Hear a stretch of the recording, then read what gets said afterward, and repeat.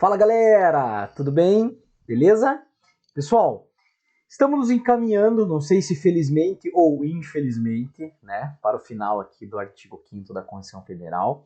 Espero aí que vocês tenham chegado até aqui, né, de forma disciplinar, né, com afinco no estudo aqui do artigo 5º para definitivamente resolver, né, as questões aqui do artigo 5º. Claro que ainda há uma parte ainda mais aprofundada do artigo 5º, que daí você vai pegar nas questões, né?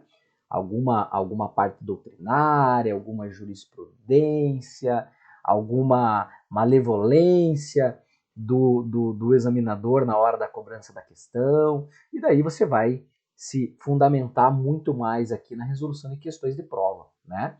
Mas a gente realmente deu uma grande aprofundada aqui no artigo 5º, que é, né, conforme chama aqui a nossa série de aulas aqui, o artigo mais cobrado em prova, o artigo constitucional mais cobrado em provas de concursos públicos. Sem dúvida nenhuma, conforme nós já falamos lá no início das aulas, né, responsável por mais de 10% de todas as cobranças aí dos últimos 5 anos em concursos públicos, dentro da disciplina de Direito Constitucional. E olha que a gente está falando de mais de 250 artigos, né, contando com as ABCTs, estamos falando de doutrina, estamos falando de jurisprudência, estamos falando de outros assuntos que são base para o direito constitucional.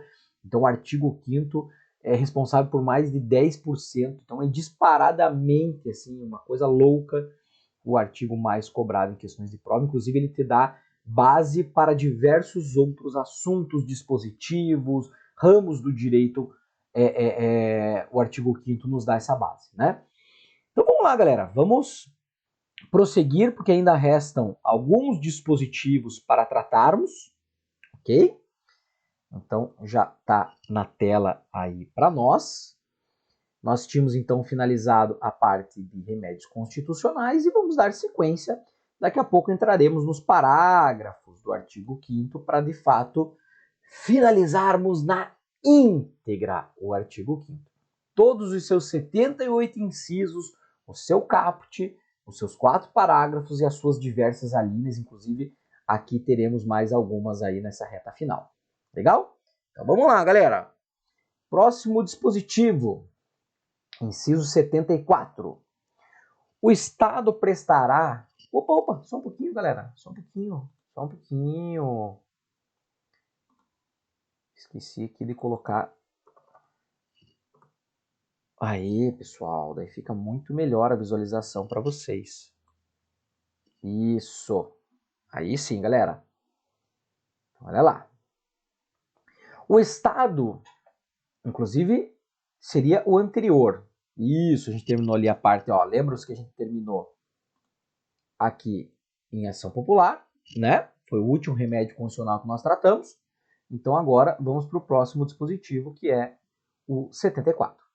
O Estado prestará assistência integral e gratuita aos que comprovarem insuficiência de recursos. Beleza, galera. Inclusive isso daqui, a gente vê materializado esse dispositivo nas defensorias públicas. Nas defensorias públicas, né? Nós temos aí a Defensoria Pública da União e as defensorias públicas dos estados. Então, o Estado prestará assistência jurídica, tá aqui, assistência jurídica, integral e gratuita, aos que comprovarem insuficiência de recurso. Então, se você está aí numa situação meio, numa parte não tão gloriosa naquele momento na sua vida, né? Isso sempre é passageiro, sabemos disso, né? O estado atual que você se encontra não é o estado eterno, né? Sabemos muito bem disso, estamos em constante evolução e em alguns momentos pode ser, e sabemos que infelizmente, inclusive no nosso país, grande parte das pessoas acabam tendo essa insuficiência de recursos. Então por isso o Estado vai prestar essa assistência jurídica de forma integral e gratuita, materializado através das defensorias públicas. Legal? Beleza. Próximo, galera. O Estado indenizará o condenado por erro judiciário. Então, vamos lá. Então vai haver uma indenização por parte do Estado, galera. Se houver uma condenação onde ocorreu um erro judiciário. Então houve um erro do Poder Judiciário. Haverá uma indenização por parte do Estado. Galera, é só no caso de erro. Cuidado, calma, a gente vai ver uma outra situação. Mas aqui eu estou dizendo que é no caso de erro, por quê, galera? Não é de uma decisão judicial que cause um prejuízo a alguém. Ok? Por exemplo, você acabou batendo o veículo, seu veículo, contra um outro veículo, e você foi o culpado. Não quis pagar isso amigavelmente. A outra parte entrou com uma ação contra você. E daí o Poder Judiciário deu ganho de causa à outra parte, e isso causou uma subtração do seu patrimônio, de parte do seu patrimônio, para que você faça o pagamento daquilo que foi decidido em juízo. Ok? Você não pode querer pedir uma indenização por parte do Estado de uma decisão judicial que causou um prejuízo a você, galera. Isso não é possível. Ok? A não ser que seja um erro judiciário, que você consiga demonstrar que houve um erro por parte do Poder Judiciário. Então, cuidado como a questão vem cobrando, galera. Muito cuidado. Ok? Então, o Estado indenizará o condenado por erro judiciário. Foi comprovado que houve um erro judiciário. Ou porque foi influenciado pelas provas constantes no processo, e depois, posteriormente, foi verificado que aquelas provas não eram inadequadas ou até mesmo ilegais. E o juiz não verificou isso da forma adequada no decorrer do processo. Ou houve também uma decisão de forma dolosa por parte do juiz, né? O juiz de fato quis te prejudicar. Ok? Então, nessas hipóteses, galera, de erro judiciário, cuidado. Porque tem muitas questões que o examinador te dá a ideia de que pelo fato que uma decisão judicial causou um prejuízo a você, você poderia entrar com pedido de indenização perante o Estado. Nada a ver, galera. Nesse exemplo, se você causou um prejuízo a outra pessoa e numa ação civil o juiz te condenou a fazer o reparo, a reparação do dano que você causou a esse outro particular, ali não é um caso de você solicitar uma indenização perante o Estado. Você foi culpado. Por isso é erro judiciário. Assim como o que ficar preso além do tempo fixado na sentença. Da mesma forma, galera.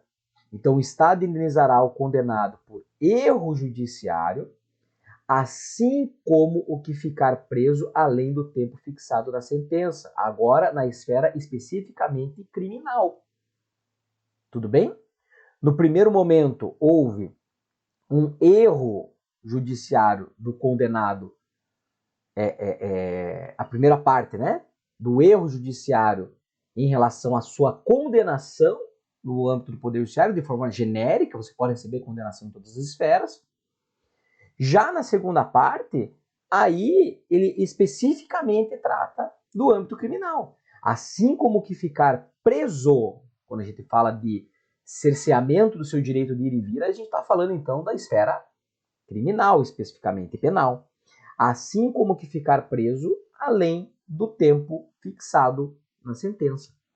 Então, você recebeu uma sentença criminal, hoje nós sabemos que ela é atualmente de 40 anos, a pena máxima, e você recebeu uma condenação na esfera criminal de 25 anos, e você chegou aos seus 25 anos e você agora ainda está cumprindo além desse tempo.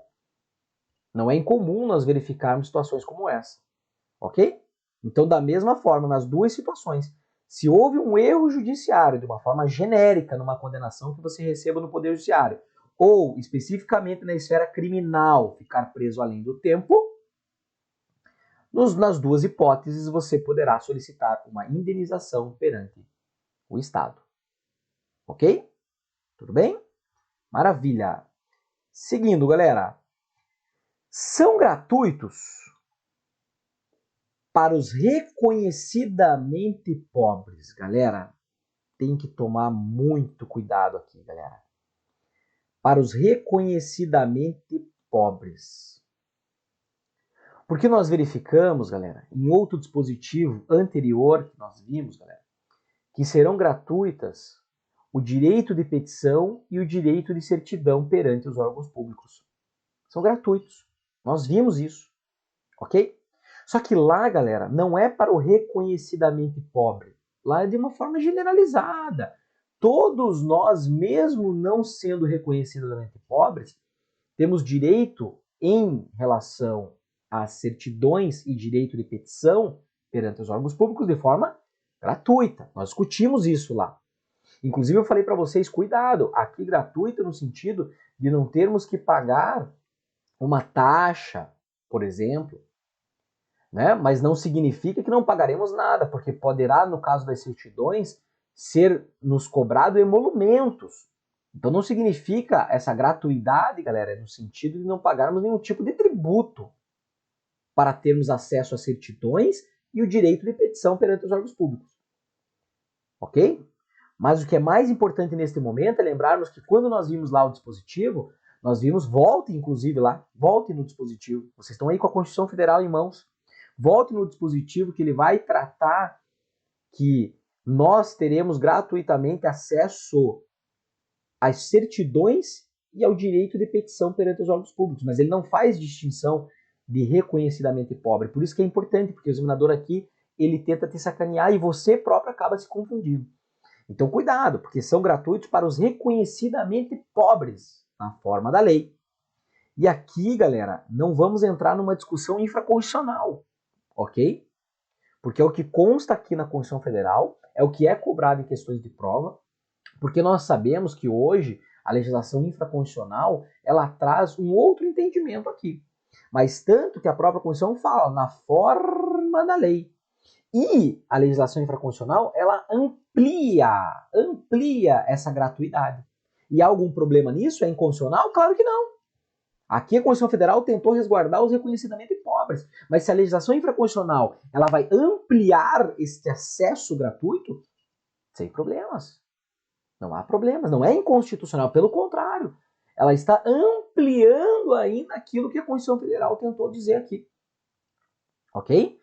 Temos que tomar cuidado, galera, quando o entendimento ele é diferenciado da Constituição Federal, não significa que ele é inconstitucional. Ele seria inconstitucional se ele colidisse, se ele viesse ao encontro, aliás, se ele viesse de encontro à Constituição Federal, colidindo, ok? Agora, quando o entendimento é harmônico, vai ao encontro do que a Constituição Federal quis dizer, aí não, galera, aí não há inconstitucionalidade. Temos diversos dispositivos, inclusive, que nós trataremos em outros assuntos aqui, e que nós veremos que lá, eu vou dizer para vocês, olha, a legislação infraconstitucional traz um entendimento diferenciado, muito cobrado em prova. Aqui não é tanto, por isso que eu quero só alertar, porque pode ser que muitos de vocês tenham aqui o conhecimento da legislação infraconstitucional e acabem questionando, mas espera aí, não é só para o reconhecidamente pobres, verdade, na legislação infraconstitucional não é.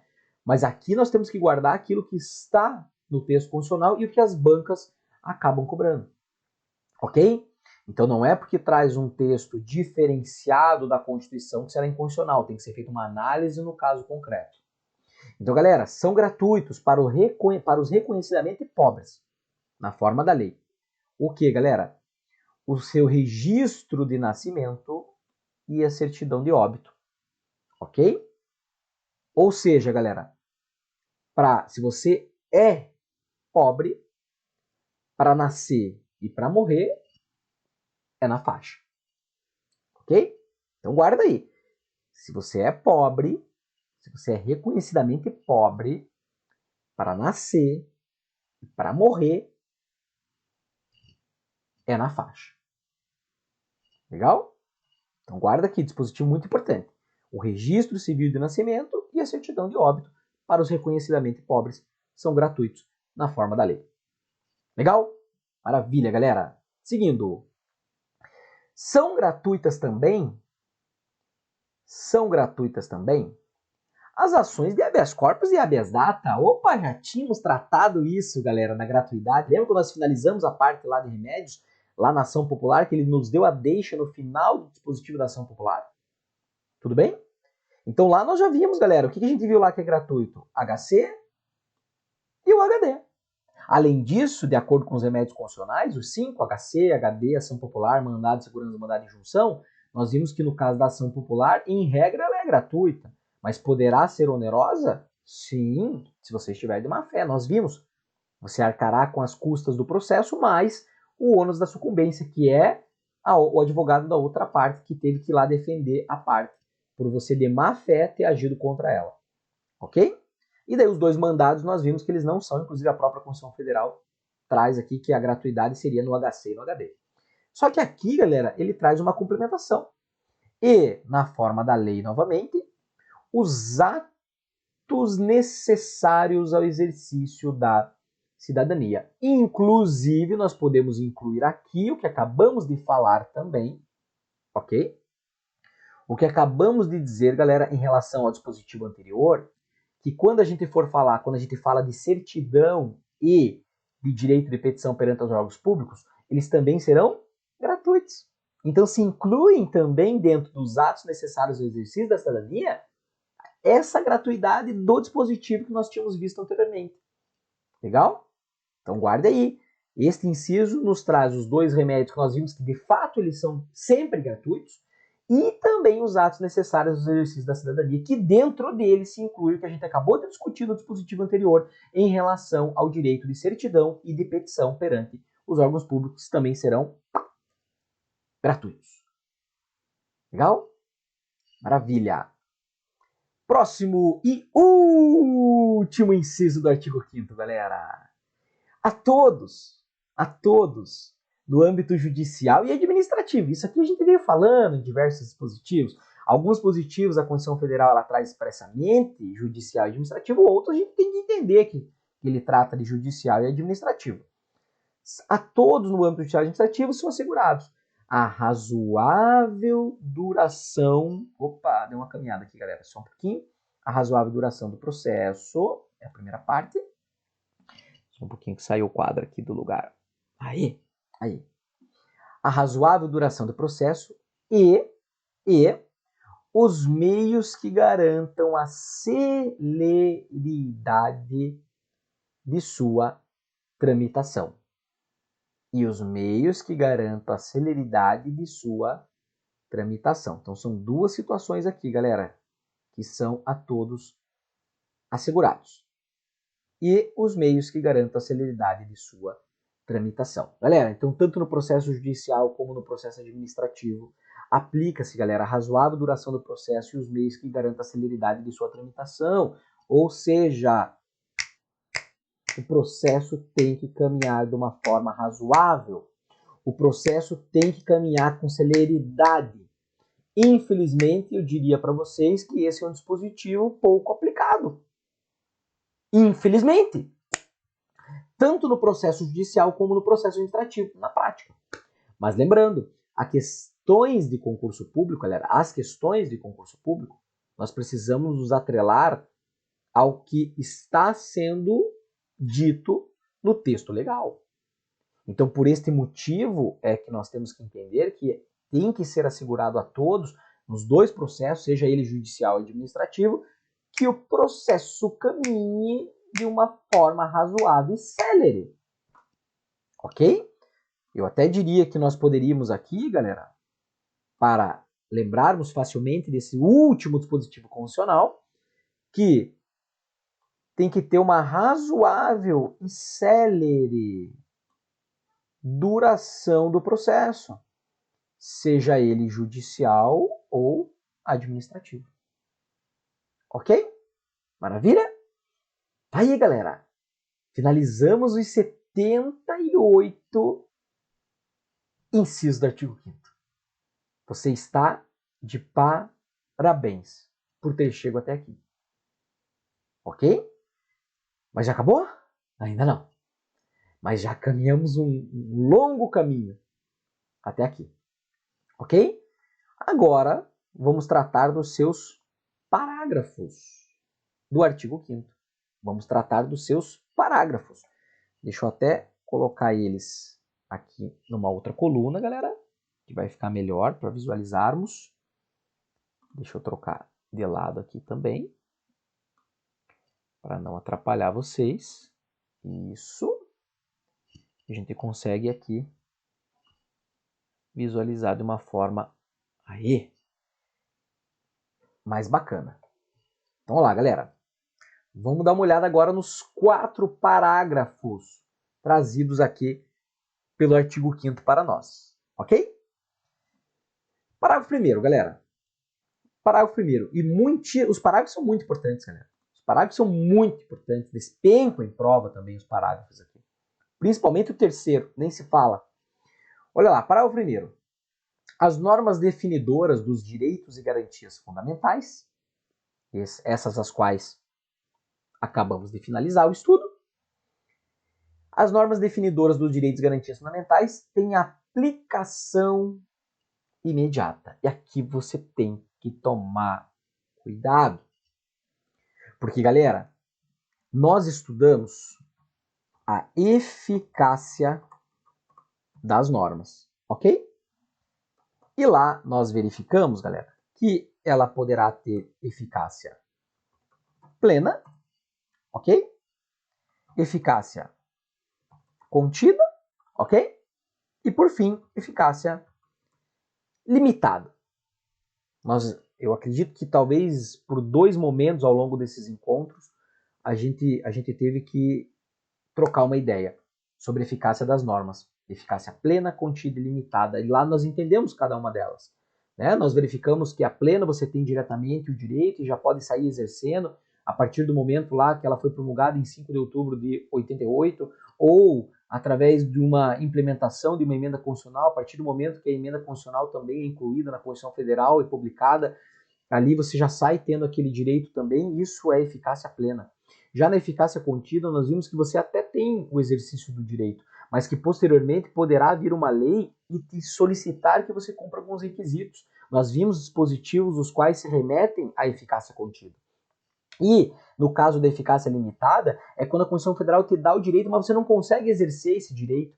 E essa eficácia limitada, inclusive, nós relacionamos com um dos remédios constitucionais, estão lembrados? Mandado de injunção. Lá no mandado de injunção nós fizemos uma relação direta com a eficácia limitada. Porque é quando a Constituição Federal te dá um direito, você não consegue exercer esse direito. E ali nós estamos diante de uma eficácia limitada e a gente se vale do remédio constitucional mandado de injunção, que inclusive nós vimos que tem na modalidade coletiva, vimos os legitimados, que é ingressado perante o STF, que o STF também, no caso concreto, pode se usar da teoria concretista. Vimos até uma questão cobrada recentemente em relação a esse assunto. Tudo bem? Legal? Então nós vimos o assunto eficácia de normas. Nós vimos o assunto eficácia de normas. E você não pode confundir, galera, eficácia de normas com aplicação imediata. Os assuntos são correlatos, claro. Os assuntos são correlatos. Só que esta aplicação imediata, galera, é porque você pode, por exemplo, digamos que seja de uma eficácia limitada. Ela mesmo sendo de eficácia limitada, a aplicação dela é imediata. Talvez aqui das 3 eficácias, a que mais o examinador tenta te confundir, ou você mesmo se confunde na feitura das questões, é em relação à limitada com aplicação imediata. Porque, galera, perceba, olha o contexto da limitada. A Constituição Federal me deu o direito, mas eu tenho que esperar uma lei para poder exercer. A lei não veio. Então, para eu me valer disso, desse meu direito, eu poderia impetrar um mandado de injunção.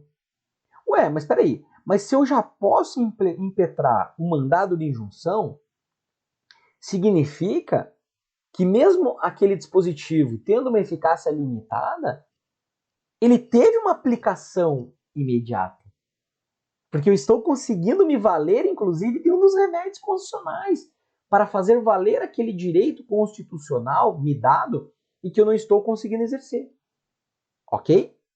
Então, cuidado, galera. Este aqui é o momento que no primeiro parágrafo aqui que nós vemos do artigo 5º, é muito cobrado em prova. E a galera, quando não chega até o final do artigo 5º, quando cai, acha que essa aplicação imediata não existe nos direitos e garantias fundamentais. Porque ele diz assim, peraí, nem todas têm aplicação imediata, porque pode ser que ela tenha uma eficácia limitada. Mas, galera, justamente por você verificar uma eficácia limitada e se valer de um remédio funcional para poder solucionar aquele problema, no caso concreto, é que ali verificamos que ele tem, sim, aplicação imediata. Então, as normas definidoras dos direitos e garantias fundamentais têm aplicação imediata. Então, com a promulgação da Constituição Federal de 5 de outubro de 88, ou com uma eventual inclusão através de uma emenda constitucional, a aplicação dela já é imediata. E desta aplicação imediata, galera, aí é que você parte para a análise da eficácia das normas. Aí é que você vai verificar se ela é plena, se ela é contida ou se ela é limitada. Mas ela já tem a sua aplicação na hora, imediata. Tudo bem? Acho que ficou claro esse primeiro parágrafo aqui do artigo 5º. Legal? Maravilha! Parágrafo 2º, galera. Parágrafo 2º. Os direitos e garantias expressos nesta Constituição, não, ou seja, expressos, né, que constam aqui expressamente da Constituição Federal. Então, os direitos e garantias expressos nessa Constituição não excluem outros decorrentes do regime dos princípios por ela adotados. Então, do regime e dos princípios adotados pela própria Constituição Federal, decorrentes deles, ou dos tratados internacionais em que a República Federativa do Brasil seja parte. Então, cuidado. Sabe como isso aqui é cobrado em prova, galera? Ele pergunta se os direitos e garantias da Constituição Federal é um rol. Olha aqui o que eu vou colocar para nós aqui, galera. Seria um rol taxativo. Ele traz com essa disposição aqui. O que seria um rol taxativo, galera? É só aquilo. Taxativo é aquilo. Eu fui taxativo com você? Ou seja, é isso e acabou? Isso é ser um rol taxativo. Mas não é verdade, galera. Mas não é verdade. Ou seja, os direitos e garantias da Constituição Federal, eles não são de um rol taxativo. Por isso que vamos meter aqui, já vamos meter aqui um taxado, inclusive. Vamos meter um taxado no rol taxativo. Não são. Não são. Eles não são considerados um rol taxativo. E o que eles são considerados, então, galera? Um rol exemplificativo, galera. Então, os direitos e garantias da Constituição, constitucionais, olha aqui. Então, os direitos e garantias constitucionais, eles são um rol exemplificativo. Ou seja, eu dou abertura para termos outros direitos e garantias decorrentes do regime, dos princípios ou até mesmo de outros tratados internacionais. Ok? Maravilha? Então, é um rol exemplificativo. Muitas questões dizem que é um rol taxativo, isso vai estar errado por conta do parágrafo 2º do artigo 5º. Tudo bem, galera? Tudo bem? E, pessoal, olha só. Só um detalhe aqui, tá? Ele está tratando, galera, aqui de tratados internacionais de forma genérica, neste parágrafo. Neste parágrafo, os tratados internacionais são tratados de forma genérica. Todos os tratados internacionais. Sabe por que eu estou falando isso? Porque no próximo bloco, para nós encerrarmos, um dos assuntos mais cobrados também do artigo 5º aqui, eu diria até que depois de remédios constitucionais, esse parágrafo 3º aqui é muito importante. Só que o parágrafo 3º, galera, vocês vão ver que ele vai falar de um tratado internacional específico e não de forma genérica, como ele trata aqui no parágrafo 2º. Tudo bem? Então a gente vai fazer um intervalinho e a gente retorna para tratarmos, eu diria até o mais importante parágrafo de todos, o parágrafo terceiro dos 4, o parágrafo terceiro é o mais importante. E finalizamos com o parágrafo 4 e vamos resolver algumas questõezinhas aí sobre tratados internacionais que versam sobre direitos humanos, porque ali a gente tem muita coisa para discutir. Ok? Mas tudo bem até aqui, né, galera? Tudo bem até aqui, né? Estamos caminhando bem. Ótimo? Até mais então, galera. Forte abraço. Tchau, tchau.